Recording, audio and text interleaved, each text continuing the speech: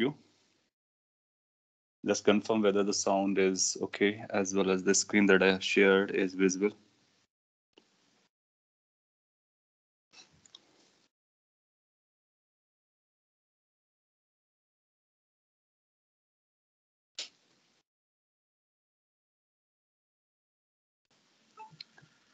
Well, all is good. That's good.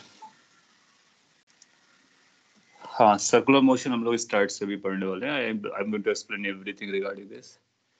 So, circular motion is going to be from the beginning itself. So, you will get to know.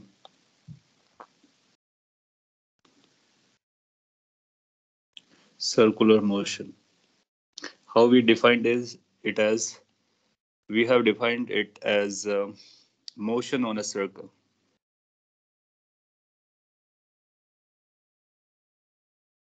So circular motion is a motion on a circle. Circle एक geometry है.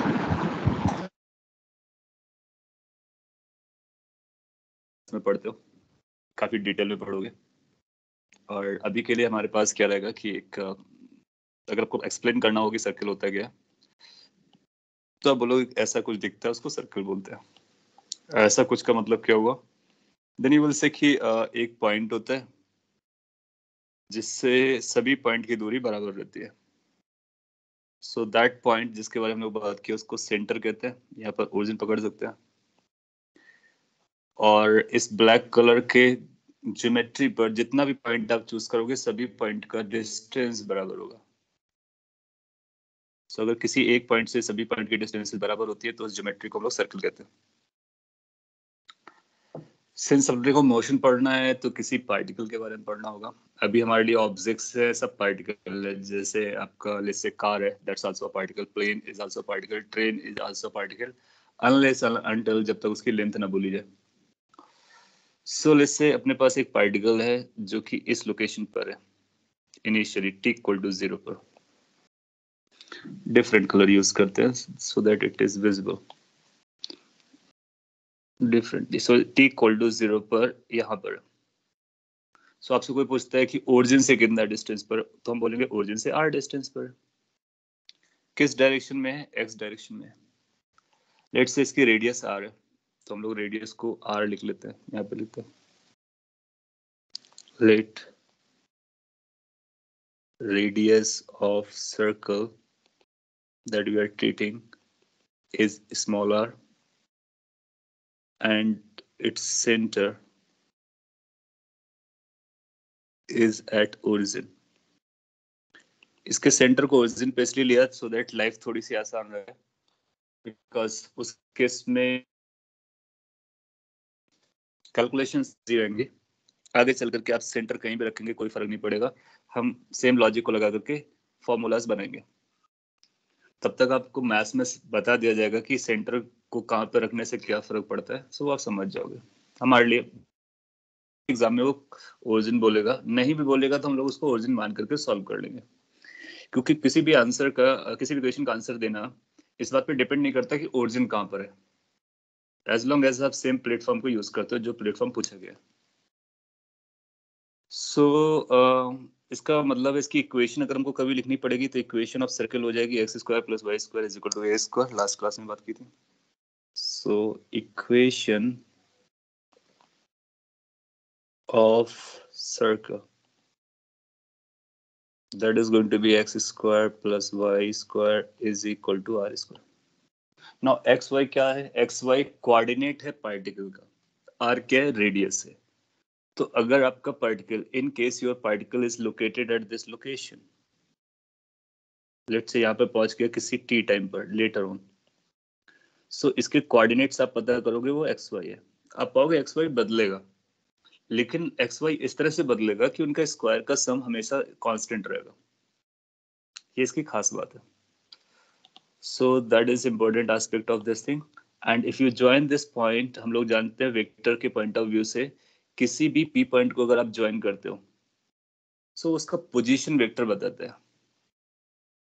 So this OP vector, if you are going to write it, this OP vector is going to be equal to xi cap plus yj cap.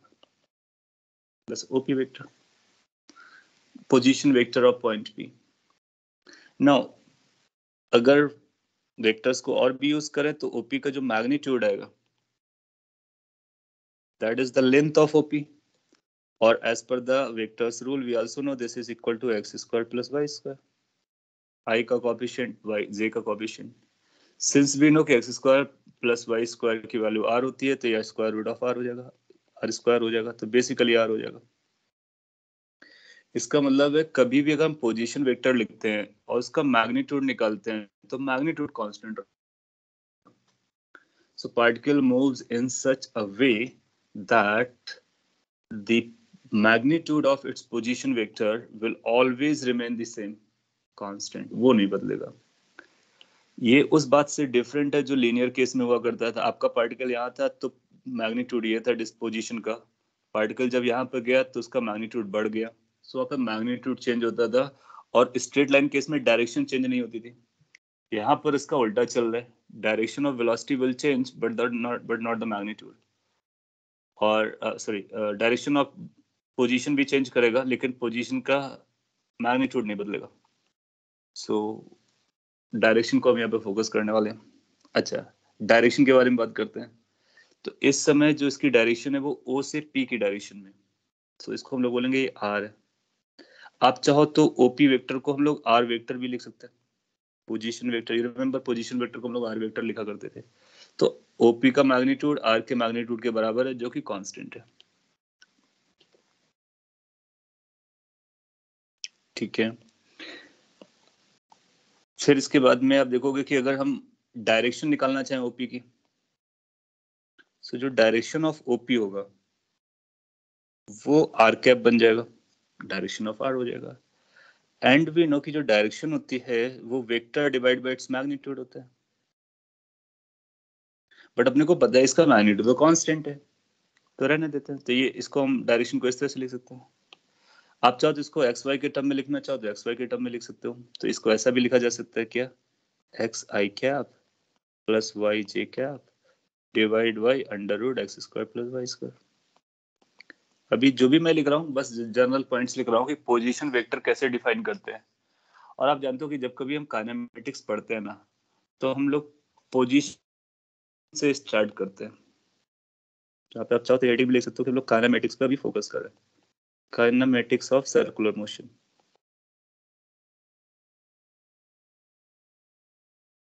सो पहला focus है कि circular motion की kinematics कैसे चलती है। और काइनेमेटिक्स जानने के लिए पहले अपने को पोजीशन जानना होता है। What I have written as a position vector. और इस पोजीशन वेक्टर से फिर हम लोग वेलोसिटी वेक्टर निकालेंगे, फिर एक्सेलरेशन वेक्टर निकालेंगे, वेक्टर से हम उसका डायरेक्शन मैग्नीट्यूड दोनों को स्टडी करेंगे, काइनेमेटिक्स कंप्लीट हो जाएगी। टी के रिस्पेक्ट में करेंगे इसलिए टाइम को भी इन्वॉल्व कर लिया। अब आप देखोगे कि जब ये पार्टिकल चलेगा ना अलग अलग लोकेशन पे तो प्रॉब्लम क्या आने वाली है, इसकी डायरेक्शन बदलेगी। तो आर की एक्स वाई बदलेगा, एक्स वाई बदलेगा तो ये आर कैप जो है ना वो नोटोरियसली बदलेगा, रेंट बहुत चेंज करेगा। तो उसको कैसे इनकॉर्पोरेट करना वो अपने को समझना है। उसके लिए अगर हम, ये हमारा रेफरेंस था जहां पर इनिशियली था, इनिशियल डायरेक्शन से कितना आगे गया इस एंगल को मेजर कर लेते हैं। अगर इस एंगल का नाम थीटा देते हैं then you will be able to realise कि हम एक्स वाई को और भी सिंप्लीफाई तरीके से लिख सकते हैं थीटा के टर्म में। आप यहाँ पर एक परपेंडिकुलर ड्रॉप करा दो तो आपके लिए वाई था और ये एक्स था, और ये एक्स और वाई को हम राइट एंगल ट्राइंगल से भी लिख सकते हैं आर थीटा को यूज करके। तो हमारे पास दो कोऑर्डिनेट सिस्टम आ रहे हैं। Slowly we are moving towards a new coordinate system. अभी तक हम लोग एक्स और वाई चूज किए थे, दैट मीन्स आई कैप और जे कैप। आप देखोगे ये आई कैप अपनी डायरेक्शन नहीं बदलता है, जे कैप अपनी डायरेक्शन नहीं बदलता है, लेकिन ये जो आर कैप है ना ये अपनी डायरेक्शन बदल रहा है। क्यों? क्योंकि एक्स बदलेगा वाई बदलेगा तो ये बदलता रहेगा। सो ये थीटा के टर्म में लिखना चाहें और वाई को थीटा के टर्म में लिखना चाहें तो ये राइट एंगल ट्राइंगल हमारे लिए सूटेबल है, ये बेस है। तो आप ऐसा भी लिख सकते हो कि x की जो वैल्यू है that is going to be r cos theta, y की वैल्यू आप लिख सकते हो r sin theta, using simple triangle, right angle triangle, and using the trigonometric functions. Sin theta is going to be y by r, so y is going to be r sin theta, similarly cos theta. Now यहां से अगर आपने x square plus y square निकालने की कोशिश की तो x square plus y square की वैल्यू आएगी r square cos square theta plus r square sine square theta. R square common ले लोगे तो r square sine square theta plus cos square theta आ जाएगा, जो कि 1 हो जाएगा। तो बेसिकली अपने को वही दे देगा जो हम ऑलरेडी जानते हैं। अच्छी बात है, होना भी चाहिए, मैच कर रहा है। एंड देन अगर हम आर कैप को लिखना चाहें थीटा के टर्म में तो आर कैप को हम इस तरह से भी लिख सकते हैं, एक्स की वैल्यू रख दो, वाई की वैल्यू रख दो। When you substitute x value, then you are going to get it like r cos theta I cap plus r sin theta j cap divided by under root x square plus y square. जब under root x square plus y square बोलोगे तो वो are आ जाएगा। अगर आप ध्यान से observe करोगे तो जो आर कैप आ रहा है इसकी वैल्यू कुछ ऐसी आ जा रही है, cos थीटा आई कैप प्लस साइन थीटा जे कैप। ये खास इंपॉर्टेंट फॉर्मूला है जिसको अपने को याद भी रखना है। मतलब ये क्या बताने की कोशिश कर रहा है, अगर आपने वेक्टर समझा तो आप तुरंत समझ जाएंगे, आप डायरेक्टली लिख सकते थे, और फिर भी मैंने डिटेल में लिखा है। ये बेसिकली इस डायरेक्शन के बारे में बात कर रहा है जिस डायरेक्शन में आर था। ये कौन सी डायरेक्शन है, इसी डायरेक्शन को हम लोग आर कैप। सो आर की डायरेक्शन में जो डायरेक्शन है दैट इज आर कैप, और इस डायरेक्शन को हम आई कैप जे कैप में कैसे लिख सकते हैं, इस तरह से लिख सकते हैं। नाउ यू विल सी कि अगर हमारा इसको जस्टिफाई कर दे थोड़ा सा, अगर थीटा की वैल्यू सपोज कर लिया हमने 0 लिया होता तो क्या हम इस पॉइंट पर होते, ये हमारा आर होता, तो आर कैप किधर आता, आर कैप इधर आता। तो t इक्वल टू 0 पे जब आर कैप इधर आता तो आर कैप की डायरेक्शन आई कैप की डायरेक्शन होती। ये कब होती है, जब थीटा की वैल्यू 0 हो। अब चेक करो, अगर हम इसमें थीटा को 0 डालते हैं तो क्या हमारा आंसर आई कैप आता है। आप देखोगे हमने थीटा को 0 सब्स्टिट्यूट किया तो आई कैप मिलेगा। इसका मतलब है कि थीटा इक्वल टू 0 को भी ये बताता है। सिमिलरली अगर आपने थीटा को 90 कर दिया तो पॉइंट यहाँ पहुंच जाएगा, ये 90 डिग्री बनेगा, ये टोटल एंगल। सो आर की डायरेक्शन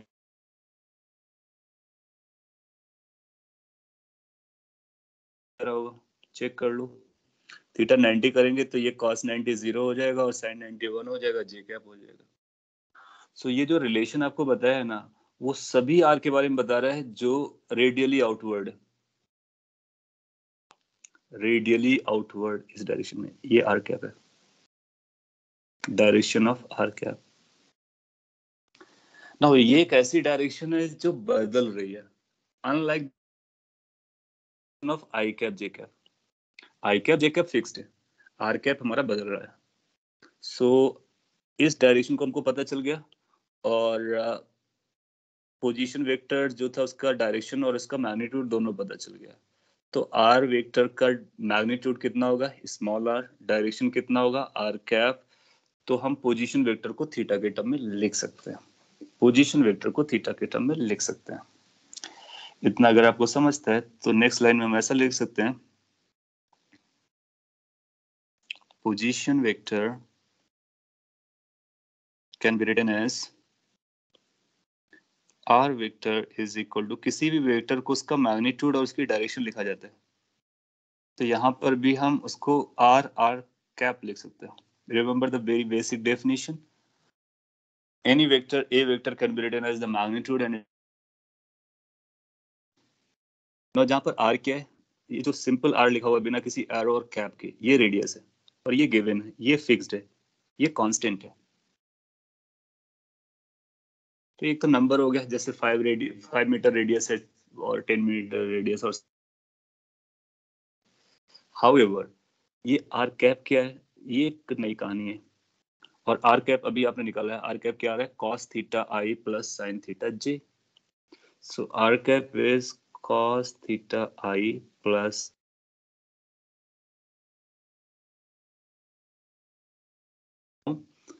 फिर एक नया टर्म आ गया थीटा। अब ये थीटा क्या है, तो थीटा इज क्या हम ऐसा बोल सकते हैं कि थीटा वो एंगल है जो इनिशियली जहां पर था उससे घूम करके गया है, घूम करके गया है? सो इसको हम लोग ऐसा मानते हैं नॉर्मली, अगर हमने इनिशियल पॉजिटिव एक्स डायरेक्शन बनाया है तो पॉजिटिव एक्स डायरेक्शन से कितना रोटेट किया है, counter clockwise, anti clockwise sense में। So theta is angle made by position vector with positive x direction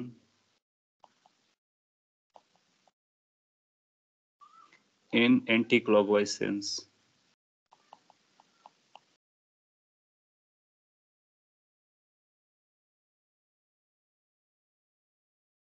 इसका रेफरेंस है जैसे हम मेजर करने वाले हैं। कैसे मेजर करने वाले हैं? पॉजिटिव एक्स एक्सिस से मेजर करेंगे, नेगेटिव से नहीं, वरना फिर हमको ये मेजर करना पड़ेगा। और क्लॉकवाइज में नहीं मेजर करेंगे, वरना अगर आप इधर से क्लॉकवाइज में मेजर करोगे तो आपको ये पड़ेगा, वो भी नहीं चाहिए। एंटी क्लॉकवाइज सेंस में जाना है। सो पॉजिटिव एक्स डायरेक्शन से एंटी क्लॉकवाइज सेंस में जाएंगे, जहां पर मिलेगा पोजीशन, उसी के एंगल को थीटा बोल देंगे। तो थीटा अगर 90 से छोटा है तो फर्स्ट क्वाड्रेंट में जाएगा, 90 से 180 में second, then third, then fourth quadrant में चले जाएगा। सो अब हमारे पास एक थीटा आया है जिसके बारे में हम जान रहे हैं। पोजीशन वेक्टर लिखना अपन ने सीख लिया है, और ये पोजीशन वेक्टर अब नई स्टाइल में लिखेंगे हम, r r cap, r cap लिखेंगे, ये सिंपलेस्ट है। और चाहो तो आप ऐसा भी लिख सकते हो, ये तो आपके पास हमेशा ही है, x i cap, J cap, और may be in this form, or maybe the form you like, but you will find this is going to be easy. Magnitude and direction. Magnitude is a constant, direction is changing. How it is changing, we can use this thing. अगर आपको theta बताया जाता है तो आप are cap बता दोगे। अगर आपको इतना समझता है तो अभी तक हम लोगों ने क्या किया, पोजीशन वेक्टर निकाला है काइनेमेटिक्स में। अब अपने को वेलोसिटी चाहिए, देन आफ्टर अपने को एक्सेलरेशन चाहिए। इसका जब हम लोग डिफरेंशिएशन करने जाएंगे dr by dt तो वेलोसिटी बनेगा, ये कांस्टेंट है, बाहर आ जाएगा, इसका डिफरेंशिएशन लगेगा, डायरेक्शन का डिफरेंशिएशन। उसके लिए हमको ये डिफरेंशिएट करने पड़ेगा, उसके लिए हमको थीटा को डिफरेंशिएट करना पड़ेगा। यू नो चेन रूल, पहले cos थीटा को डिफरेंशिएट करेंगे, फिर थीटा को डिफरेंशिएट करेंगे। तो जब थीटा का डिफरेंशिएशन करेंगे उसको क्या बोलते हैं, तो उन सबको जानने से पहले कुछ बेसिक डेफिनेशन हम लोग सीख लेते हैं। That's called angular parameters.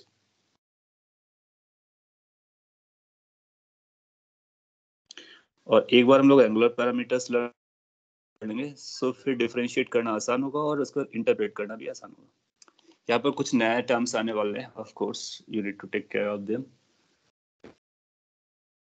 सुनना है, समझना है, और at any stage if you feel like कि आपको रिवाइज करना है, let me know. So angular parameters are very similar as the linear parameters, and these parameters are for position, for velocity, and for acceleration.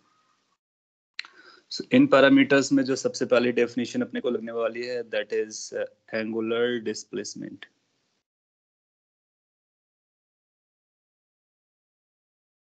It's like kinematics जब हम लोगों ने start किया था तो बेसिक डेफिनेशंस लर्न की थी, फिर से हम लोग वही काम कर रहे हैं, बट पैरामीटर्स के लिए एंगुलर डिस्प्लेसमेंट को हम लोग थीटा से इंडिकेट करेंगे, and this is the same theta that we are talking here. इसी थीटा का नाम एंगुलर डिस्प्लेसमेंट हो जाएगा। क्या मीनिंग है, मैं लिख के बोलता हूँ। मीनिंग बेसिकली ये होने वाली है कि आपका जो रेफरेंस था, रेफरेंस ये कितने एंगल से घूमा है, उस एंगल को हम लोग एंगुलर डिस्प्लेसमेंट बोलने वाले हैं।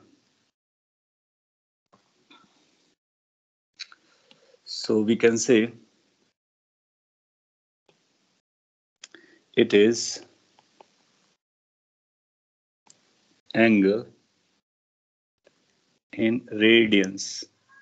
जो आपको एंगल बताना है वो डिग्रीज पे नहीं, रेडियंस पे। उसका जो फॉर्मल यूनिट है वो रेडियन है। डिग्रीज में इनफॉर्मली चलेगा, बट अगर कभी यूज करेंगे तो हमेशा हम लोग उसको रेडियंस में लेके जाएंगे। So it is angle in radian by which position vector, जो भी हम लोगों ने पोजीशन वेक्टर देखा था,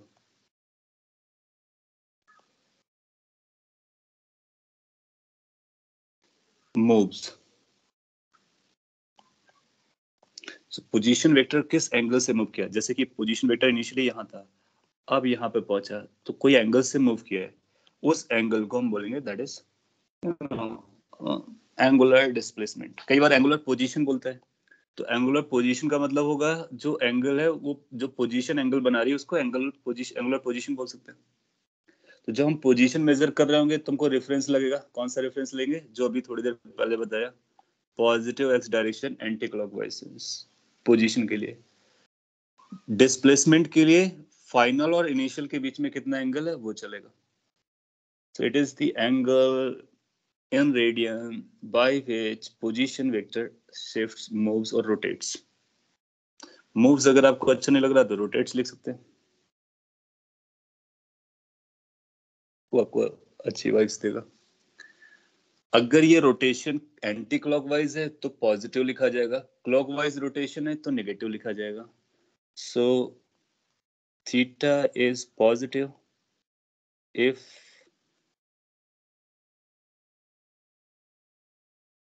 this position vector clockwise गया है, तो if particle के टर्म में लिख देता हूँ, moves एंटी क्लॉकवाइज। पॉजिटिव का मतलब एंटी क्लॉक होता है, and theta is negative if particle moves clockwise। ये बेसिकली हम डायरेक्शन देने की कोशिश कर रहे हैं, जैसे कि हम प्लस एक्स डायरेक्शन होता है, तो आप देखो कोऑर्डिनेट सिस्टम में अगर पार्टिकल हमारा यहाँ होता है तो एक्स पॉजिटिव होता है, यहाँ होता है तो एक्स नेगेटिव होता है। Similarly y positive y negative होता है, इसलिए थीटा को भी दो डायरेक्शन में जाने की चांसेस है, इस सेंस में और इस सेंस में। तो अगर इस सेंस में जा रहा है तो पॉजिटिव, इस सेंस में जा रहा है तो नेगेटिव। एक तो ये पॉइंट हुआ। और एक बार अपने को एंगुलर डिस्प्लेसमेंट पता चलता है तो हम लोग उसके आगे की बात करते हैं वेलोसिटी एक्सेलरेशन के बारे में।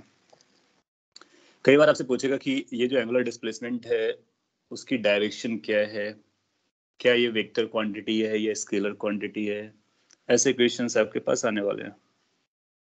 तो हम लोग क्या बोलने वाले हैं, if this angular displacement theta is small,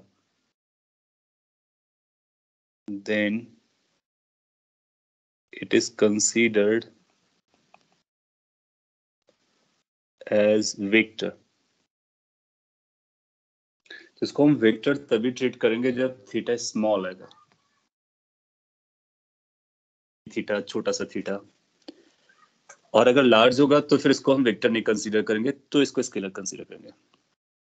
सो जब थीटा स्मॉल होता है तो इसको वेक्टर कंसीडर किया जाता है।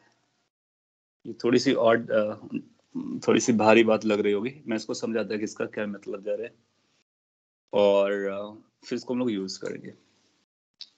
सो मैं यहीं पे पिक्चर बनाता क्योंकि नेक्स्ट स्लाइड पे जाएंगे तो फिर ये लिखा हुआ दिखेगा नहीं आपको। लेट्स से ये सिचुएशन है, ये आपका सर्कल है जिसपे पार्टिकल चलने वाला है। ये सारे बेसिक पॉइंट्स हैं और अगर इन बेसिक पॉइंट्स को हम नहीं समझते हैं तो अपने को सर्कुलर मोशन नहीं आएगा। लेट्स से आपका जो पार्टिकल था वो पहले ए लोकेशन पे था और अब ये बी लोकेशन पे चला गया है, ऐसा। और ये बहुत छोटे से अमाउंट से शिफ्ट हुआ है ये। सो ये छोटा सा जो एंगल है, दिस एंगल लेट्स से वो डी थीटा है और ये थीटा है। सो इसकी जो डायरेक्शन होगी वो कौन सी डायरेक्शन होगी? तो इसकी डायरेक्शन में हम लोग क्या करते हैं कि जो फर्स्ट पॉइंट था और ये जो सेकेंड पॉइंट था इन दोनों को ज्वाइन कर देते हैं, तो लाइन बनती है। डायरेक्शन दिखाने के लिए अपने को लाइन की जरूरत पड़ती है और उस लाइन को हम इनिशियल पॉइंट से फाइनल पॉइंट की तरफ ज्वाइन करा देते हैं, ऐसा।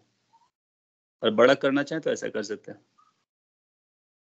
क्योंकि डायरेक्शन के लिए आप एरो कम ज्यादा करो उससे कोई फर्क नहीं पड़ता है, बट कहाँ से स्टार्ट होना चाहिए कहाँ जाना चाहिए ये मैटर करता है।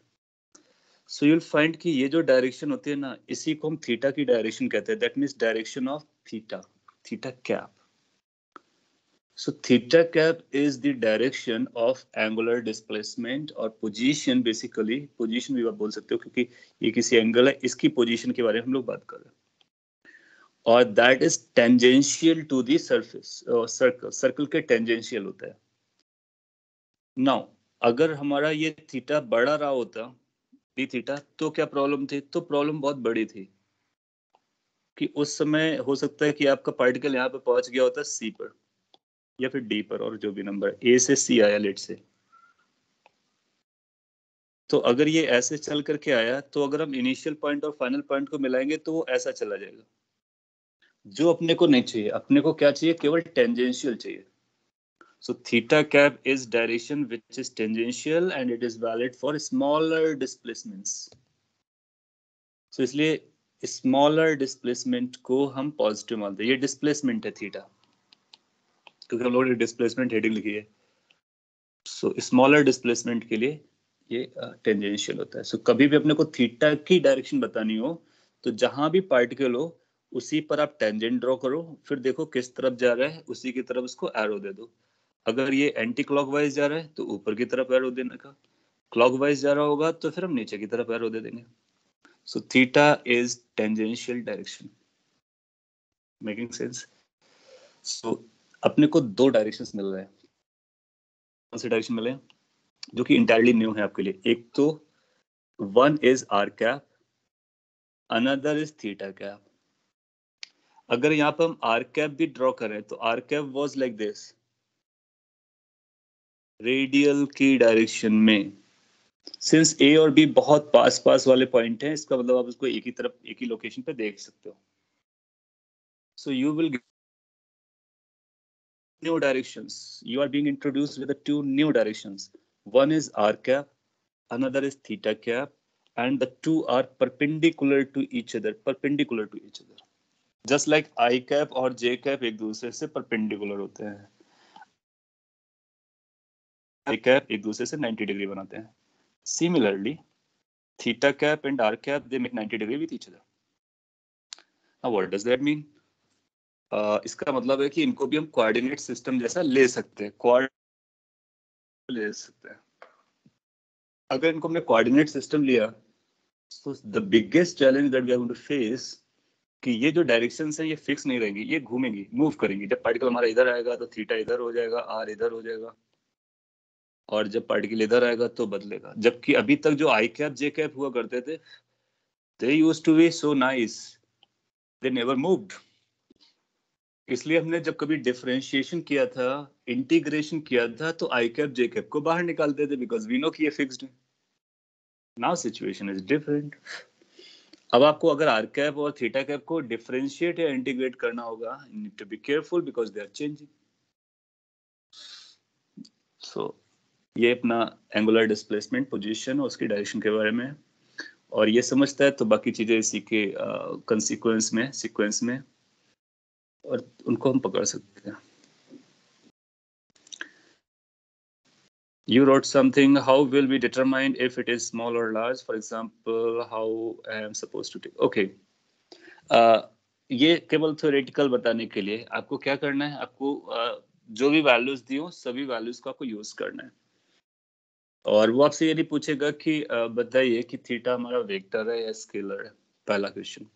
दूसरा क्वेश्चन अगर उसने ऐसा पूछा तो वो आपसे केवल थ्योरेटिकली जानेगा कि ऐसा स्टेटमेंट देगा कि थीटा को हम एंगुलर डिस्प्लेसमेंट को कब पॉजिटिव ट्रीट करते हैं, सॉरी कब कब स्केलर ट्रीट करते हैं, कब वेक्टर ट्रीट करते हैं।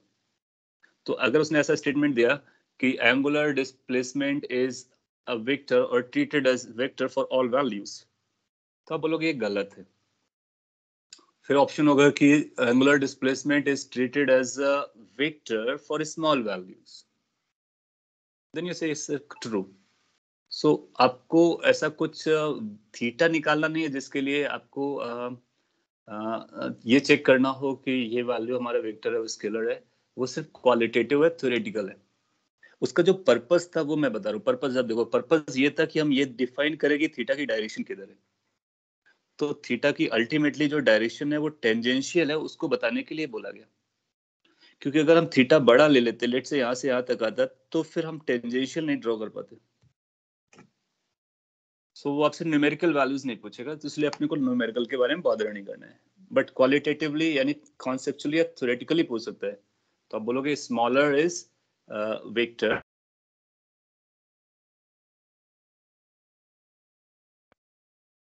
कैप की डायरेक्शन क्या होती है? टेंजेंशियल होती है. Theta cap is tangential direction. Got it? So r cap is the radial direction. Theta cap is tangential direction. Tangential बोल देंगे हम लोग सर्कुलर मोशन में. टू ये ट्रांसवर्स डायरेक्शन होती है. तो मैं प्रिसाइज वर्ड लिख देता हूँ. आगे चल करके उसका क्या डिफरेंस है वो भी मैं आपको बताऊंगा. इज ट्रांसवर्स डायरेक्शन, जिसको हम लूज सेंस में, जिसको हम लोग सर्कुलर मोशन में टेंजेंशियल भी बोल सकते हैं. Tangential direction. और यहाँ पर जो आर कैप है, ये r cap is known as radial direction.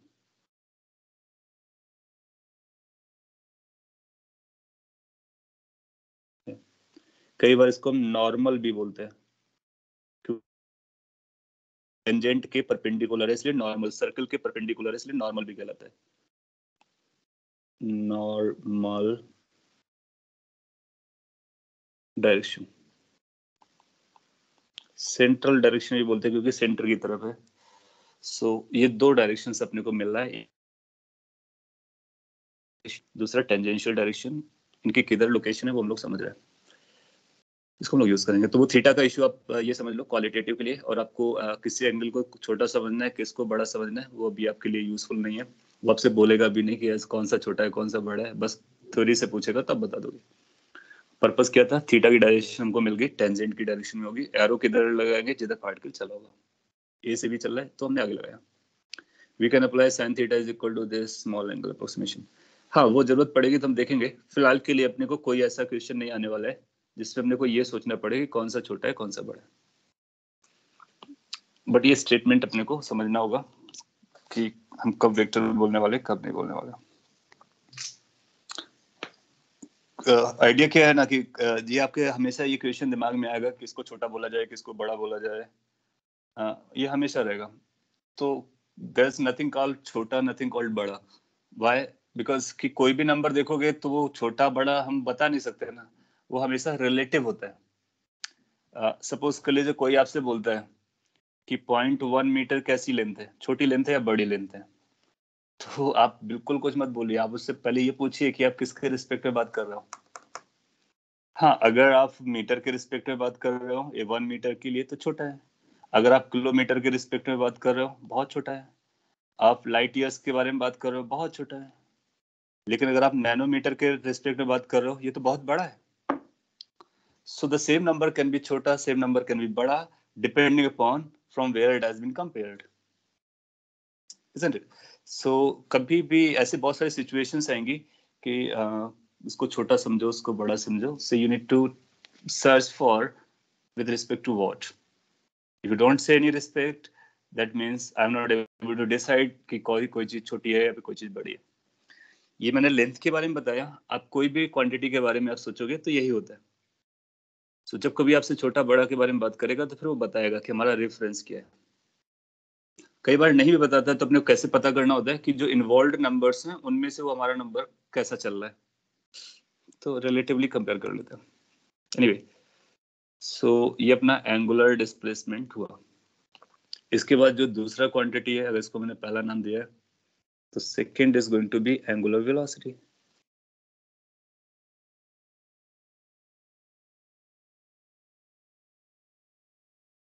Angular velocity को हम ऐसे W जैसे एक सिंबल यूज करते हैं, पर वो W नहीं होता, उसको ओमेगा कहते हैं. सो ओमेगा से रिप्रेजेंट करेंगे, दस कॉल्ड एंगुलर वेलोसिटी. इसके भी अपने वही सारे फंडे होंगे. दो तरह से डिफाइन कर सकते हैं. Average value. सो अगर आपको कभी ओमेगा एवरेज निकालना हो, average angular velocity, so you will say कि average angular velocity is total displacement upon total time. So you will write net angular displacement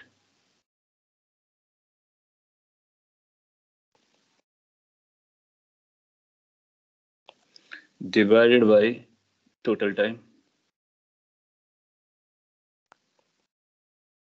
जब आप एंगुलर डिस्प्लेसमेंट कैलकुलेट कर रहे होगे तो डेल्टा थीटा आएगा final theta minus initial theta delta t, so that's average value of omega, just like we average हम लोग निकाला करते थे, remember that. Definitions are is just like copy paste.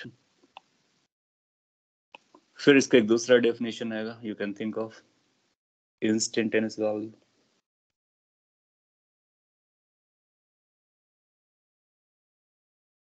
So अगर an instantaneous angular velocity निकालना है, so that will be defined as rate of change of displacement or position,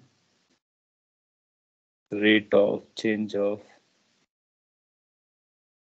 angular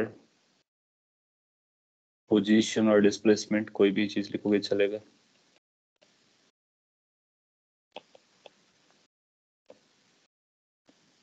क्योंकि differentiate करते हो तो जो कांस्टेंट टर्म है वो तो चला ही जाता है. Rate of change of angular displacement with respect to time. So omega turn out to be d theta by dt. So जिस तरह से dr by dt या ds by dt या dx by dt हम लोग यूज करते थे, उसी तरह से d theta by dt को एंगुलर वेलोसिटी के नाम से बुलाएंगे.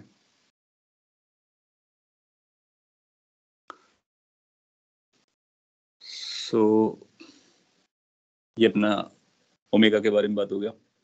हाँ, कुछ बेसिक पॉइंट्स रहेंगे कि इसकी डायरेक्शन क्या होती है और इसके बारे में हम लोग और भी बात करने वाले हैं कि इसकी यूनिट क्या होती है, डायमेंशंस क्या होती हैं. आपने बोला theta is dimensionless, right? Yes, theta is dimensionless but it carries unit. तो इसका यूनिट होता है रेडियन, लेकिन डायमेंशन इसका 0 होता है, तो डायमेंशनलेस है. तो आपको याद होगा यूनिट और डायमेंशन में कभी हम लोगों ने बात की थी, कुछ ऐसे क्वांटिटीज हो सकते हैं जिनका यूनिट और डायमेंशन हो. सो यहाँ पर ओमेगा के बारे में बात करते हैं. तो ओमेगा का जो डायमेंशन होता है या यूनिट है, unit of omega is going to be radian per second, क्योंकि थीटा का डिवाइड बाय टाइम का, सो थीटा का यूनिट होता है रेडियन और टाइम का second, so unit will be radian per second. लेकिन अगर कभी आपसे डायमेंशन फॉर्मूला पूछता है, सो रेडियन डायमेंशनलेस होता है, तो ये t की पावर -1 आ जाएगा. So radian is a unit with no dimension. Then important aspect is its direction. और इसकी आप डायरेक्शन समझोगे तो अब तो आपको रियलाइज होगा कि क्यों हम ये सब कर रहे हैं और इससे हमको क्या फायदा होने वाला है धीरे धीरे, not may be instantaneously, but yes, direction.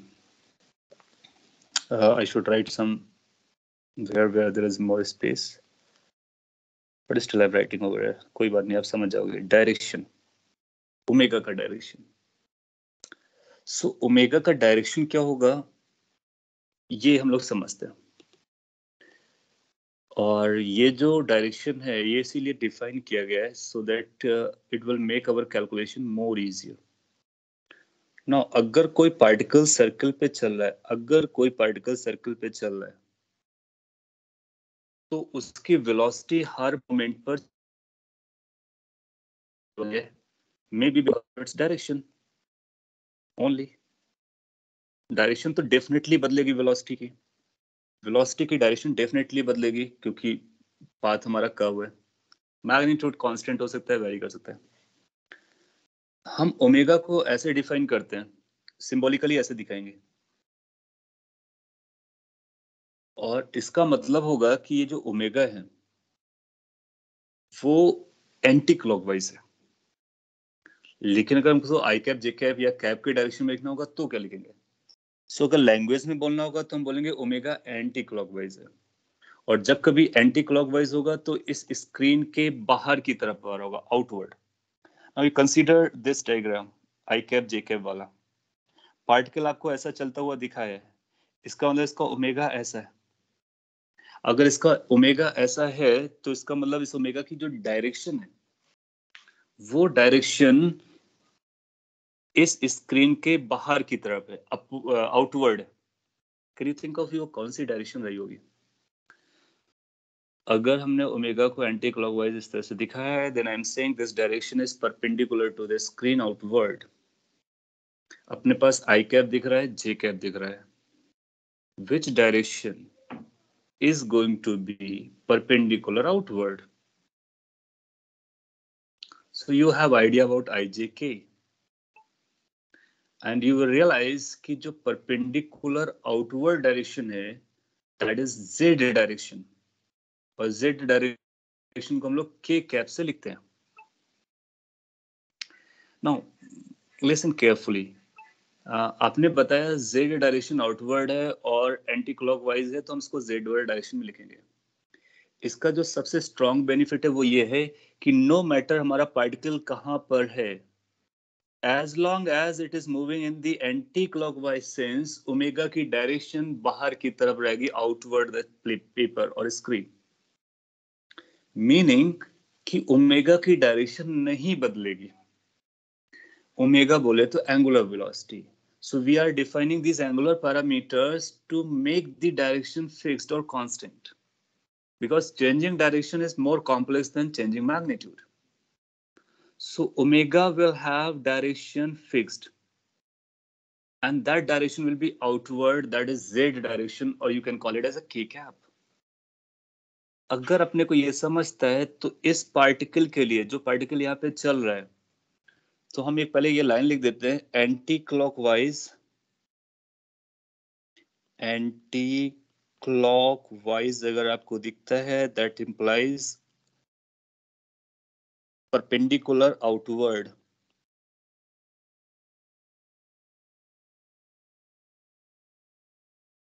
Perpendicular का हमारा मतलब है जो सर्कल होगा ना, उस सर्कल के सरफेस के परपेंडिकुलर या प्लेन के परपेंडिकुलर। सो अगर हमारा ये सर्कल स्क्रीन पर है, इसलिए स्क्रीन के परपेंडिकुलर और आउटवर्ड। तो या तो एंटी क्लॉकवाइज चल रहा होगा या फिर क्लॉकवाइज चल रहा होगा। क्लॉकवाइज अगर अपने को नजर आता है तो भी परपेंडिकुलर इनवर्ड्स। इसका मतलब अगर ये पार्टिकल हमारा चलेगा तो ओमेगा केवल दो डायरेक्शन ले सकता है। कौन सी दो? आइदर प्लस के और माइनस के। In case you are able to understand, और अगर आप थोड़ा सा भी आप रिलेट कर पा रहे हो, तो ये बिल्कुल वन डायमेंशन मोशन जैसा केस करने की कोशिश हम लोग कर रहे हैं। एक्स डायरेक्शन में जब कोई पार्टिकल चलता था तो उसके पास दो ही डायरेक्शन होती थी, या तो प्लस एक्स या तो माइनस एक्स वेलोसिटी की, और हम उसको सिंप्लीफाई करके सॉल्व कर लेते थे। यहाँ पर वेलोसिटी हमारा कई डायरेक्शन में जा रहा था, तो हमने उस वेलोसिटी को हटा करके एक नई वेलोसिटी को इंट्रोड्यूस करने की कोशिश कर रहे हैं। और ये जो नया वेलोसिटी आ रहा है उसकी डायरेक्शन या तो एंटी क्लॉकवाइज होगी या फिर क्लॉकवाइज होगी, जैसा पार्टिकल चल रहा होगा। अगर अपने को एंटी क्लॉकवाइज नजर आता है तो हम सर्कल के प्लेन के परपेंडिकुलर आउटवर्ड मानेंगे, और अगर हमको क्लॉकवाइज नजर आता है तो सर्कल के प्लेन के परपेंडिकुलर इनवर्ड्स मानेंगे। ये अपना रूल रहेगा। इसको हम लोग राइट हैंड रूल कहते हैं, और राइट हैंड से पता भी कर लेते हैं। राइट हैंड से कैसे पता करते हैं? आप अपने राइट हैंड के फिंगर्स को जिस डायरेक्शन में पार्टिकल घूम रहा है उस तरफ आप रोटेट करोगे, कर्ल करोगे, नेचुरली थंब अपने आप को बता देगा कि ओमेगा किधर जा रहे हैं। जैसे कि आप अपना राइट हैंड फ्री करो और फिंगर्स को इस तरह से कर्ल करो, जैसा मैंने ये एरो बनाया हुआ है, एंड सी कि आपका थंब किधर जा रहा है। क्या थंब स्क्रीन के बाहर आ रहा है या फिर स्क्रीन के अंदर जा रहा है? आपको पता चल जाएगा। राइट हैंड का करने का, लेफ्ट हैंड का करेंगे तो उल्टा मिलेगा। So when you curl your fingers of your right hand in this manner, you will visualize or feel कि thumb outward है। So मतलब एंटी क्लॉकवाइज कर्ल करोगे थंब आउटवर्ड आएगा, क्लॉकवाइज कर्ल करोगे थंब इनवर्ड जाएगा। So यहाँ से अपने को ओमेगा की डायरेक्शन मिलती है। So नट सेल में हम ये कह सकते हैं कि यहाँ पर जो ओमेगा की डायरेक्शन है, या फिर ओमेगा को हम अगर वेक्टर जैसा लिखना चाहेंगे तो हम लिखेंगे ओमेगा का मैग्नीट्यूड और ओमेगा की डायरेक्शन, और डायरेक्शन हम लोग लिखेंगे की कैप। सो ये वेक्टर फॉर्म में आ जाएगा। यहाँ पर मैं आपको टाइम देता हूँ डाइजेस्ट करने के लिए, और अगर आप डाइजेस्ट कर पाते हो तो आगे बढ़ेंगे, वरना मैं रिपीट करता हूँ। और अगर एक बार आपको ये एग्जाम्पल समझता है तो फिर अपने को ओमेगा की डायरेक्शन लिखने में इश्यूज नहीं बनेंगे, और फिर ओमेगा को हम यूज कर सकते हैं whenever wherever we find it. हमने कुछ लिखा, I don't understand how omega velocity is outward. Okay, is there a cross product involved? Well, there is no cross product as such. There's a rule that is involved, and the rule is this: if particle moves, आप इसको proper language में लिख सकते हो, if particle moves in anti-clockwise sense, no matter from where you are watching, then the direction of omega, because we are talking about omega in this slide, is perpendicular to the plane of the circle, and it is outward. So that's the result I'm telling you, fact I'm telling you. How this is coming later on, we can justify by doing some cross product and other things. As of now, we are defining कि omega की direction कैसे बनना है, क्योंकि हम लोग definitions बना रहे हैं, तो हमको डिफाइन करना है कि डायरेक्शन क्या होगा, मैग्नीट्यूड क्या होगा, फॉर्मूला क्या होगा. So there is one formula I defined, another formula I defined. Now I need to say कि उसका यूनिट क्या था, वो पता किया फॉर्मूला से. Now I need to define कि क्या ये डायरेक्शन लेके चलता है, क्या ये वेक्टर क्वांटिटी है. आप बोलोगे yes, omega angular velocity is a vector quantity. Since ये वेक्टर क्वांटिटी है तो उसकी डायरेक्शन होनी चाहिए. Yes, so how we get the direction? Here is the rule. Anti clockwise rotation means outwards. Plane आप पता करो सर्कल का, और उसके बाहर की तरफ उसको बना दो, तो perpendicular to the plane outward. और अदरवाइज किसके लिए? अदरवाइज कुछ नए पॉइंट्स हैं, थोड़ा सा टाइम लग सकता है. पूछता सो दैट कि आप जिनको समझ में आया है उनको भी समझ में आ जाए कि यस सही आया है, और जिनको नहीं आया है so they can also connect. So let me give some examples. Before I go there, you wrote something. So if I watch from upwards, it will be different no matter from where you watch. So this is the rule that is going to valid always. So मैं आपको कुछ example से लेके बताता हूँ, you will understand. So पहले मैं basic example लेता हूँ. सो लेट्स से कि अपना कोऑर्डिनेट सिस्टम, क्योंकि हमको इस सब में आंसर देने के लिए के कैप किसको मानना, जे कैप किसको मानना, कोऑर्डिनेट सिस्टम फिक्स करना पड़ेगा. So we are fixing coordinate like this. ये हमारा एक्स डायरेक्शन है, ये वाई डायरेक्शन है, और बाहर की तरफ जेड आ जाएगा. ऑफ कोर्स आ जाएगा अगर हम नॉर्मल सिस्टम को लेके चल रहे हैं. और अपने को कुछ ऐसा बोला जाता है कि एक पार्टिकल है, सर्कल पे चल रहा है, और ये पार्टिकल है इस तरफ है, ये पी पार्टिकल है, और ये पार्टिकल की वेलोसिटी दी गई है, ऐसे जा रहा है, सर्कल पे जा रहा है, और अपने को इसकी ओमेगा लिखनी है. तो omega vector is going to be omega cap. किसी भी वेक्टर को उसका मैग्नीट्यूड उसकी डायरेक्शन जैसा लिखते हैं.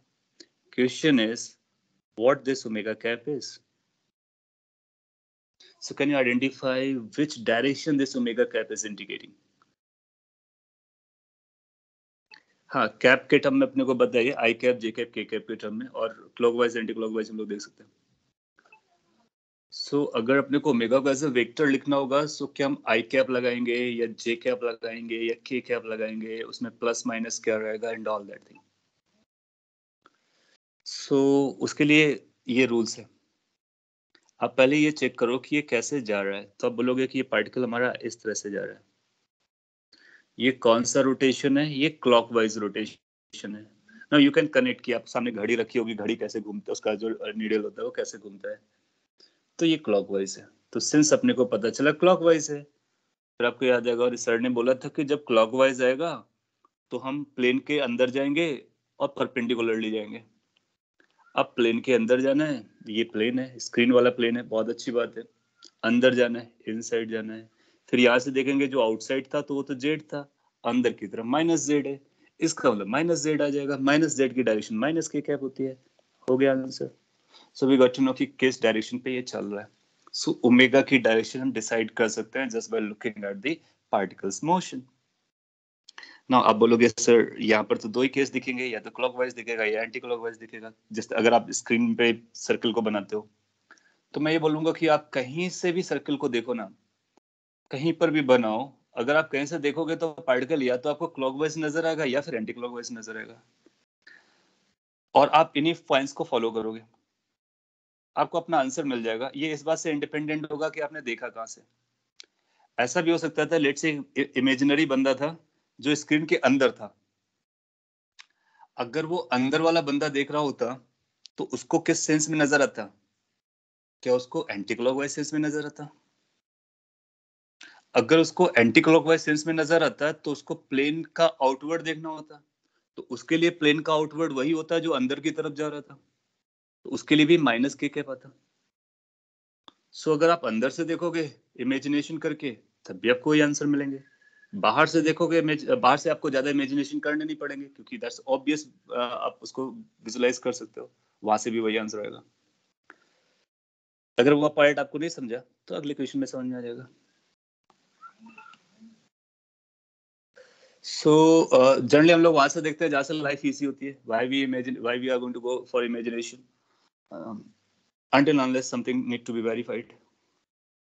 So let's say कि अपने को कुछ ऐसा बोला जाता है, इसका आंसर आप ध्यान से देंगे, और अगर आपने दिया तो आई विल से कि okay good, you can think of. Let's say कि सर्कल कुछ ऐसा दिखाया गया, अब इस सर्कल को हमने स्क्रीन के प्लेन पे नहीं रखा है, और इस पे ये जो मैंने कट कर दिया है ये अंदर वाला पोर्शन है जो स्क्रीन के अंदर जा रहा है, और ये जो बाहर का बोल्ड पार्ट है ये स्क्रीन के बाहर है। बेसिकली जेड एक्स प्लेन इस वाले प्लेन पर है, जो कि स्क्रीन के अंदर परपेंडिकुलरली जा रहा है। दिखाने के लिए हम लोग ऐसा दिखा सकते हैं because we don't have a 3 dimensional screens, so we need to adjust in 2 dimensional. अगर कोई बोलता है कि ये पार्टिकल और पार्टिकल की वेलोसिटी हमको ऐसा मिला है, और इसका हम ओमेगा कैप जानना चाहते हैं, क्या आप बता सकते हो कि इसका omega cap as per this coordinate system the one we have, which is going to be the direction for this omega? क्या अभी भी के कैप होगा, माइनस के कैप होगा, आई कैप होगा, जे कैप होगा, what is going to be? अगर आपने इसको रिलेट कर लिया then you will be okay फिर विद द आंसर।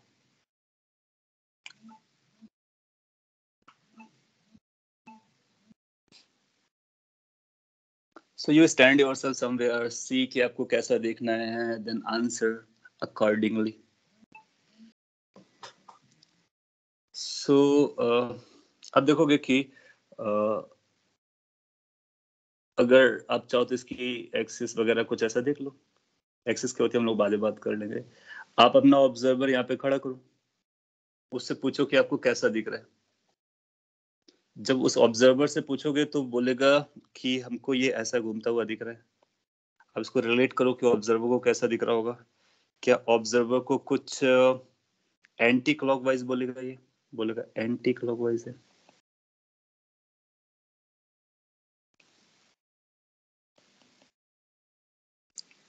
अगर इसने एंटी क्लॉकवाइज बोला तो हमारा रूल क्या है? Whenever you get anticlockwise go to the perpendicular and outward. Outward का मतलब इसी बंदे को आउटवर्ड लगना चाहिए, तो इस बंदे का को ये इसका परपेंडिकुलर आउटवर्ड जाना है, तो आउटवर्ड मतलब फॉर दिस पर्सन, तो ये कौन सी डायरेक्शन हो गई? ये हमारे जे कैप हो गई, तो हम बोलेंगे this is going to be j cap, as simple as anything. So इसको हम लोग ऐसे विजुलाइज कर लेते हैं, और जो मैंने अभी बोला आप वैसे भी बोल सकते हो। राइट हैंड फिंगर्स को आप इस तरह से कर्ल करो, आपको थंब बताएगा कि हमको किधर जाना है, और स्क्रीन के पर इसके सरफेस के परपेंडिकुलर रखना है तो आउटवर्ड आ जाएगा। सो यहाँ पर अपने को ओमेगा की जो डायरेक्शन आएगी वो ये आएगी, this is omega vector. So omega को हम दो तरह से दिखा सकते हैं, एक तो ऐसा घूमता हुआ, दूसरा वेक्टर बना करके,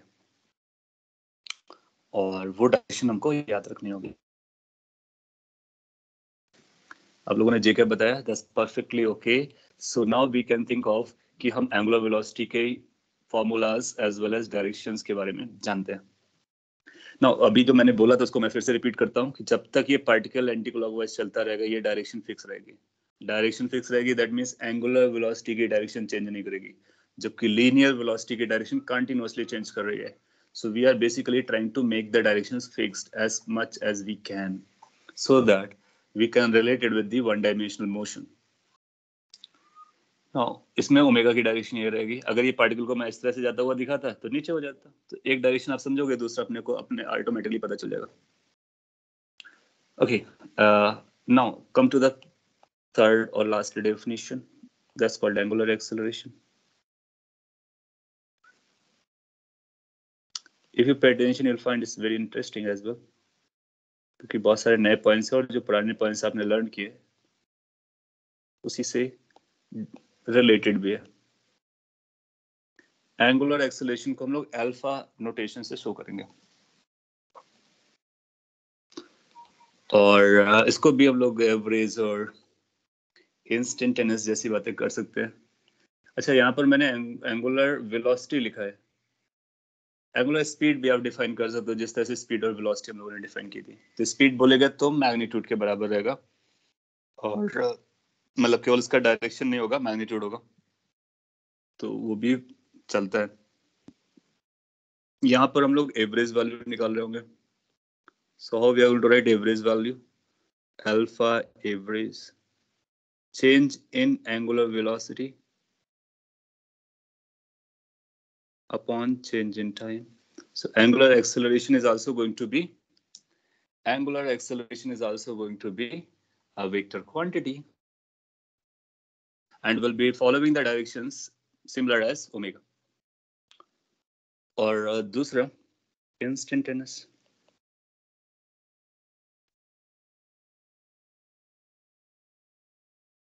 Instantaneous alpha is defined as rate of change of angular velocity with respect to time. So definition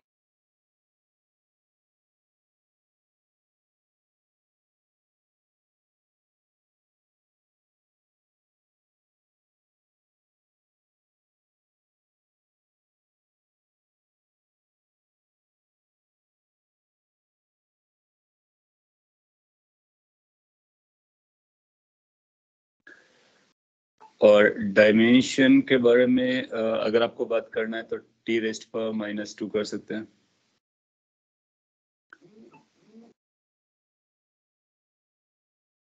Is there an issue in sound? Some of you are saying not audible. Now, okay, maybe because of some fluctuations. Periodically आवाज चला जा रहा है. Should not be.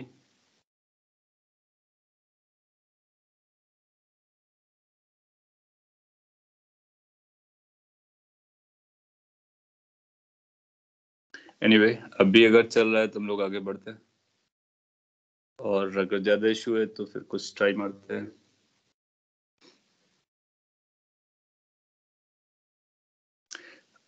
Is it audible as of now?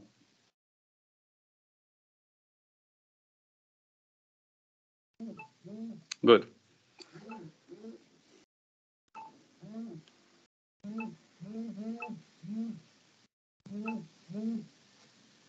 ठीक है, तो आगे बढ़ते हैं and we will try to go ahead.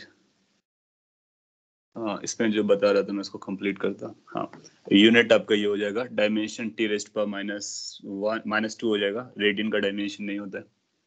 Direction के बारे में बात करते हैं. वेक्टर है, सो डायरेक्शन लगेगा. डायरेक्शन कैसे डिसाइड करेंगे? अगेन डायरेक्शन को डिसाइड करने के लिए omega. So if omega increases, so अगर ओमेगा की वैल्यू इंक्रीज हो रही है इसका मतलब ये एक्सेलरेशन है. Then alpha is angular acceleration and it will have same direction as omega. So direction of alpha is going to be equal to same as direction of omega. और हम लोग जानते हैं जब एक्सेलरेशन होता है तो वेलोसिटी और एक्सेलरेशन सेम डायरेक्शन। यहाँ पर अपने को वेलोसिटी के डायरेक्शन पता है, एक्सेलरेशन के डायरेक्शन पता करना है। तो हम ये चेक करेंगे कि क्या हमारी वेलोसिटी बढ़ रही है।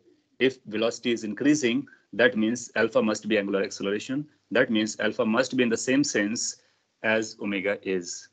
और ओमेगा के लिए हमारे पास क्लॉकवाइज और एंटी क्लॉकवाइज सेंस होते हैं, तो अकॉर्डिंगली अल्फा को हम डिफाइन कर लेंगे। दूसरा, ऐसा भी हो सकता है कि ओमेगा डिक्रीज कर रहा हो। सो अगर ओमेगा डिक्रीज करेगा तो हम बोलेंगे if omega decreases, then you will going to call alpha as the retardation. Alpha is angular retardation or deceleration. Same language.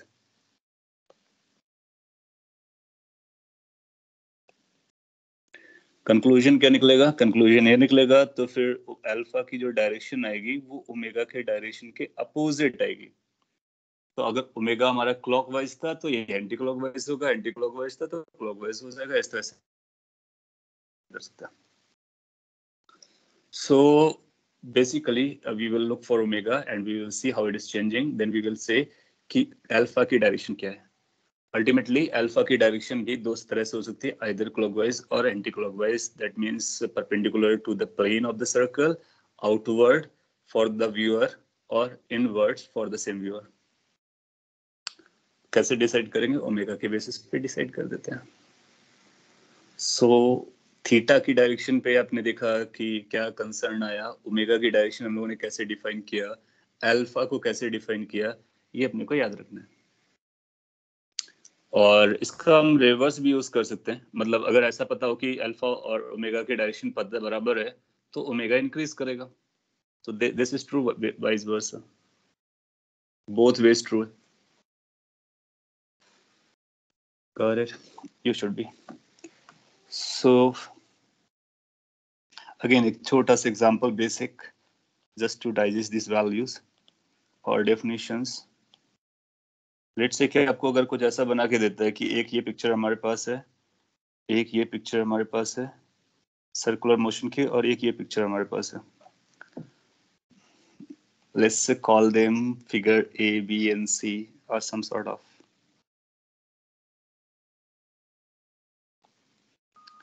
अपने को अल्फा की डायरेक्शन बताना है। Find direction of alpha. Usual coordinate system है, अपने को आई कैप जे cap k cap के term में आंसर देना है। हमारा आई इधर ही है, so if nothing is said, I cap J cap को हम इस तरह से मानते हैं। So this is I cap, this is J cap. So अपने को अल्फा के पार्टिकल के बारे में कुछ इंफॉर्मेशन देता है। लेट्स से पार्टिकल हमारा यहाँ पे पाया गया और ये ऐसा जा रहा है और इसका जो ओमेगा है वो बढ़ रहा है। इस केस में पार्टिकल अपने को इधर पाया गया और इसका भी जो ओमेगा था, इसका जो ओमेगा था वो कम हो रहा था। यार उससे मैं शॉर्टकट में लिख रहा हूँ, बाकी आप समझदार हैं। इस पर ये पार्टिकल इधर जा रहा था और इसका ओमेगा कांस्टेंट था, मतलब बढ़ नहीं रहा था, कम भी नहीं हो रहा था। तो आप पहले ए ऑप्शन के लिए बताएंगे कि अल्फा की डायरेक्शन किधर होगी। So for a alpha will be in which direction. आप प्लस की कैप के बारे में बता रहे हो, सो हम लोग क्या बोलेंगे कि ओमेगा हमारा इस डायरेक्शन में प्लस ओमेगा, क्योंकि वेलोसिटी से अपने को ओमेगा पता चला और ओमेगा बढ़ रहा है तो अल्फा भी इसी डायरेक्शन में आएगा। इसका मतलब अल्फा कैप की अगर डायरेक्शन पता करनी हो तो हम बोलेंगे alpha cap is going to be k cap. Good, perfect in fact. अब आप बी के बारे में बता सकते हो, सेकंड फिगर के बारे में। सो सेकंड फिगर के बारे में जब आपको बताना होगा तो आपको पता चलेगा कि ओमेगा आपका ऐसा है, that's omega. Since omega decrease कर रहा है तो अल्फा रिटार्डिंग होना चाहिए, तो ऐसा आना चाहिए। सो अल्फा की डायरेक्शन किधर जाएगी, that you will say minus k cap. Perfect. Directions लिख रहे हैं इसलिए डायरेक्शन माइनस के कैप आ जा रही है यूनिट वेक्टर से, cap k cap. Now you can answer for the C part. C part में आप पाओगे कि ओमेगा का डायरेक्शन ये होगा, और in C part you will find कि ओमेगा चेंज नहीं कर रहे हैं। फिर आप बोलोगे डेफिनेशन कहता है rate of change of omega alpha होता है। सिंस ओमेगा चेंज नहीं कर रहा है, इसका मतलब अल्फा हमारा क्या हो जाएगा, जीरो हो जाएगा। तो सिंस अल्फा जीरो हो गया तो उसके डायरेक्शन के बारे में कुछ बोल नहीं सकते। तो इस केस में ये कांस्टेंट एंगुलर वेलोसिटी से काम करेगा, घूमेगा। कांस्टेंट एंगुलर वेलोसिटी, हम बोल सकते हैं कि एंगुलर वेलोसिटी कांस्टेंट है। क्यों? क्योंकि मैग्नीट्यूड तो कांस्टेंट है, डायरेक्शन भी कांस्टेंट है, सो पूरा वेक्टर कांस्टेंट है, जबकि लीनियर वेलोसिटीज बदलती हैं। Good. So alpha will become null vector, you can call that. और बोलेंगे कि वो जीरो है तो इसलिए उसकी हम डायरेक्शन डिफाइन नहीं करते। Okay, so by now you must have got कि क्या चल रहा है एंगुलर पैरामीटर्स के बारे में। और अगर मैं इसको क्विकली समराइज करूं, I have been too slow too detailed, so that you remember once and for all. Angular parameters को मैं एक बार समराइज कर देता हूं।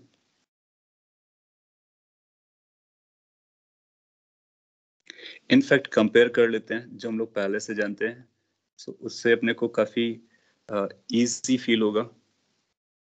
और ये जो कंपैरिजन है that will go for long way, not only here. इनको डिफाइन ही इस तरह से किया गया है कि हम फ्यूचर में काफी दूर तक इनको सिमिलर टाइप का ट्रीट करने वाले हैं। I mean like similar formulas अपने चलने वाले हैं। What does that mean? Let me tell you. So इस kind of summarisation I am doing. Summary देखो, लीनियर पैरामीटर में हम लोगों ने देखा था कि एक पोजीशन वेक्टर होता है, एक वेलोसिटी वेक्टर होता है, और एक एक्सेलरेशन वेक्टर होता है। तो यहाँ पर भी हम लोगों ने डिफाइन किए, एक थीटा था, उसकी अपनी डायरेक्शन भी हम लोगों ने डिफाइन कर ली, और ओमेगा वेक्टर डिफाइन किया, अल्फा डिफाइन किया। That means theta is corresponding to r और v is corresponding to omega, omega is corresponding to v, ऐसा बोल सकते हो। अल्फा और एक करस्पॉन्डिंग है। यहाँ पर जब हम लोग डेफिनेशन स्टार्ट किए थे तो कुछ ऐसा बोला था कि जो वी की डेफिनेशन होती है वो D r by d t होती है। अगर मैं एरोज हटा देता हूँ, सिंपल टर्म में लिखता हूँ लीनियर केस के लिए, तब भी चलेगा। v की value d r by d t या d theta by d t, sorry d x by d t होती है। तो यहाँ पर भी हमने ओमेगा पकड़ा, कैसा आया, D theta by d T, rate of change of displacement. फिर आपने ए को डिफाइन किया, ए की डेफिनेशन बना d v by d t. तो यहाँ पर अल्फा हमने डिफाइन किया d omega by d t. So अगर आप डेफिनेशंस ध्यान से ऑब्जर्व करेंगे, so they are very similar to each other. The only thing is कि वो लीनियर है। सो अगर हमारी डेफिनेशन एक जैसी होती है तो फ्यूचर फॉर्मूलाज, फ्यूचर कंडीशंस भी एक जैसे रहते हैं। मतलब हम जानते हैं कि एक को हम ऐसा भी लिख सकते हैं v d v by d r, या फिर हम इसको ऐसा भी लिख सकते हैं d two r by d t two. Remember, r को एक्स लिखो, एस लिखो, चलेगा। सो यहाँ पर भी हम लोग अल्फा को क्या लिख सकते हैं, alpha could be written as omega d omega by d theta. So whenever we require alpha, we can write omega d omega by d theta, just like v dv by dx. We can also write it like d square theta upon dt2. Rate of double differentiation of position with respect to time, position with respect to time, velocity and position, velocity and position, acceleration means accelerations. फिर आपने पता किया था कि अगर a constant आता है as a vector, that means उसका मैग्नीट्यूड और डायरेक्शन फिक्स रहता है, तो हमारे पास लीनियर मोशन आते हैं, कुछ इक्वेशंस आते हैं, कैसे v is equal to u plus a t, or या फिर s is equal to u t plus half a t square, या फिर v square is equal to u square plus two s, या फिर nth displacement वाली story, s n is equal to u plus a by two, 2n minus 1. Remember this, but special case. We can say yes, we similar special case over here. If alpha is a constant, then you will find similar set of equations. You can derive, you can have all the derivations the way we did over here using these basic definitions, you know that. So अपने को क्या मिलने वाला है? पहली equation मिलेगी, ये क्या है? Final velocity is equal to initial velocity plus acceleration into time. So यहाँ पर मिलेगा final velocity, let's say final velocity is omega. Initial velocity को हम लोग ओमेगा नॉट से लिखेंगे, वहां पर यू लिखते थे, यहाँ पर नॉट लगा देंगे, plus alpha into T. So that become the first equation of angular motion with constant angular acceleration. Can we have equation for the displacement? This is a displacement, you know. So यहाँ पर displacement का मतलब होगा theta is equal to initial velocity omega naught into t plus half acceleration into t square. So that equation can be applied for getting angular displacement if initial angular velocity and angular acceleration is known to us, as long as this angular acceleration is constant. Moreover, we can have a third equation. Final velocity ka square is equal to initial velocity ka square plus 2 times alpha theta. Even fourth equation, copy paste, we can say displacement during nth second is going to be equal to initial velocity plus angular acceleration by 2n minus 1. So जो one dimensional motion था r, x, v और a में, उसको हम theta omega alpha में बना सकते हैं सर्कुलर के लिए भी. और नॉट ओनली हेयर, इसके बाद भी हम लोग अगर इसको वेरिएबल ट्रीट करते हैं तो आपको पता है ये बेसिक डेफिनेशन यूज करते हैं. तो जब ये वेरिएबल होगा तो यही बेसिक डेफिनेशन यूज करेंगे. So entire kinematics will be exactly the same that we have already gone through. अगर हमने कौन से पैरामीटर यूज किए? अगर हमने एंगुलर पैरामीटर्स यूज किए. अब आप नेक्स्ट क्लास में देखोगे कि अगर हम लीनियर पैरामीटर यूज करते हैं तो सर्कुलर मोशन की इक्वेशंस ये नहीं बन सकती हैं. आपको अगर मैं स्टार्टिंग में ले चलूं तो अब देखो, पोजीशन वेक्टर निकालने के टाइम पर हमारा आर कैप कुछ ऐसा आ गया था और सिचुएशन थोड़ी सी डेंजरस लग रही थी, इसलिए हम लोग शिफ्ट हो गए एंगुलर पे. नेक्स्ट क्लास में ये डेंजरस सिचुएशन को ओवरकम करेंगे और समझेंगे कि अगर हम लीनियर पैरामीटर में सॉल्व करते हैं, आर के टर्म में, पोजीशन के टर्म में, वेलोसिटी के टर्म में, एक्सीलरेशन के टर्म में, तो कितना कॉम्प्लिकेटेड लगेगा आपको. और जबकि एंगुलर पैरामीटर्स के टर्म में it's just like the same thing that we have gone through already. यहाँ पर ओमेगा नॉट क्या है? इनिशियल वेलोसिटी, अल्फा एक्सेलरेशन है और थीटा डिस्प्लेसमेंट है एंगुलर, और बाकी सारी कहानियां. आपने लिखा does theta have no direction? We just talked about direction of theta. That's why we had a time over here, if you remember. So theta की डायरेक्शन टेंजेंशियल होती है पोजीशन के केस में, और वैसे हम उसको स्केलर जैसा ट्रीट करते हैं. आप जरूर ये बोल सकते हो बोलने के लिए, क्योंकि हमारा ओमेगा भी ऐसा जा रहा है, अल्फा भी ऐसा जा रहा है, तो थीटा को भी हम क्लॉकवाइज एंटी क्लॉकवाइज तो बोलते हैं. But I cap, J cap, k cap देना थोड़ा सा भारी गिरता है. नेक्स्ट क्लास में आप देखोगे आई कैप, जे कैप, के कैप की टर्म में हम किस तरह से लिखते हैं, वो भी आपको दिखाया जाएगा. सो इसलिए मैंने वहाँ पे एरो नहीं लगाया. और आप चाहते हैं सबके एरोज हटा दो. क्यों? क्योंकि आप जानते हो यहाँ पर हम एरोज नहीं लगाते, क्योंकि हमको पता है ना वन डायमेंशन केस है, या तो पॉजिटिव एक्स डायरेक्शन में जाएगा या फिर नेगेटिव एक्स डायरेक्शन में जाएगा. सिमिलरली यहाँ पर भी तुमको पता है या तो ओमेगा आउटवर्ड होगा या इनवर्ड होगा. सिमिलरली अल्फा आउटवर्ड होगा या इनवर्ड होगा, थीटा आउटवर्ड होगा या इनवर्ड होगा. सो आप इस तरह से डायरेक्टली इसको लिख सकते हो. हाँ, आपसे एक क्वेश्चन पूछ सकता है कि क्या थीटा वेक्टर लॉ को फॉलो करता है, तो उसीलिए ये लाइन लिखा गया है. जब थीटा आपके स्मॉल होगा तो वेक्टर लॉ को फॉलो करेगा, बट अगर थीटा बड़ा हो जाता है तो वेक्टर लॉ को फॉलो नहीं करता है. इसलिए हम स्मॉल थीटा को वेक्टर कहते हैं, और वो हम कहते हैं, कंसीडर करते हैं, क्योंकि ये डेफिनेशंस हैं जो हम बना रहे हैं. सो अगर आपसे कोई पूछता है कि whether theta follows the vector laws, तो you say For smaller values, it is vector, hence it is following vector laws. For larger values, it's not a vector, hence it won't follow the vector laws. Correct? तो इसीलिए line लिखा गया कि small के लिए ये vector consider किया जाता है, क्यों? क्योंकि ये वेक्टर लॉ को फॉलो करता है, और अगर वेक्टर है तो वेक्टर लॉ को फॉलो करेगा, वेक्टर नहीं है तो वेक्टर लॉ को फॉलो नहीं करेगा।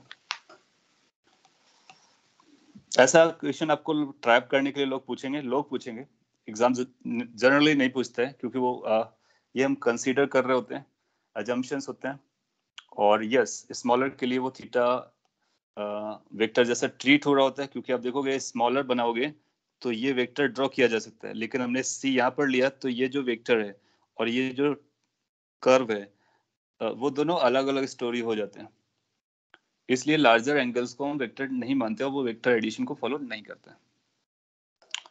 सो थीटा के बारे में अपने को वेक्टर स्केलर वाले पोर्शन को याद रखना है। ओमेगा, यस ये वेक्टर है, प्रॉपर वेक्टर है, ये वेक्टर लॉस फॉलो करता है, हर जगह करता है। रेट ऑफ चेंज थीटा का वेक्टर लॉ फॉलो करता है, उसका further rate of change vector law follow करता है। That's why I have place arrow over here, but then you say कि सिंस हमारे पास दो ही डायरेक्शन है तो हम इस तरह से इनको यूज कर सकते हैं। ओके, नेक्स्ट क्लास में हम लोग कुछ कपल स्टार्ट करेंगे, और ये जो सर्कुलर मोशन की काइनेमेटिक्स है वो एंगुलर पैरामीटर्स के टर्म में इसकी कुछ प्रैक्टिस करेंगे। देन आफ्टर लीनियर के टर्म में सर्कुलर मोशन कैसे डिफाइन की जाएगी। आप देखोगे कि ये जो इक्वेशंस लिखी हैं ये सर्कल के लिए नहीं है, ये किसके लिए है? ये 1D मोशन के लिए है, 1D motion, one dimensional motion के लिए, जबकि ये किसके लिए है? They are for circle.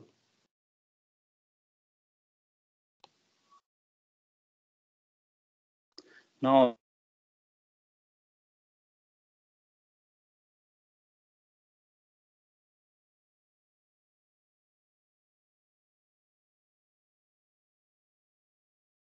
समझ में आ गया होगा।